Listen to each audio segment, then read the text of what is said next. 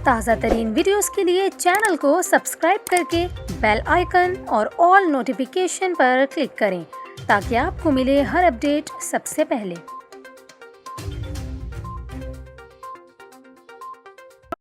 और यहाँ पर आपको खबर दें, चेयरमैन पीटीआई इमरान खान की ज़ेर क़यादत लॉन्ग मार्च में शिरकत के लिए कराची से काफ़िलों की रवानगी जारी है। शुरका को लॉन्ग मार्च में ले जाने के लिए बसों का काफ़िला कराची में इंसाफ हाउस पहुंचा। पीटीआई कराची का काफ़िला मोटरवे M9 टोल प्लाजा से रवाना हुआ। लॉन्ग मार्च में शिरकत के लिए पीटीआई के कारकुनों की काफ़ी बड़ी तादाद नर्सरी पर इंसाफ हाउस से रवाना हुई। नर्सरी के करीब अब भी काफ़ी तादाद में एयर कंडीशन बसें मौजूद हैं और पीटीआई कारकुनान पहुंच रहे हैं। नर्सरी के करीब शारा फैसल पर बसें जमा होने से ट्रैफिक में खलल पड़ रहा है। इसके अलावा सूरत हाल पर काबू पाने के लिए पुलिस और ट्रैफिक एहलकारों का अमला मौके पर मौजूद है।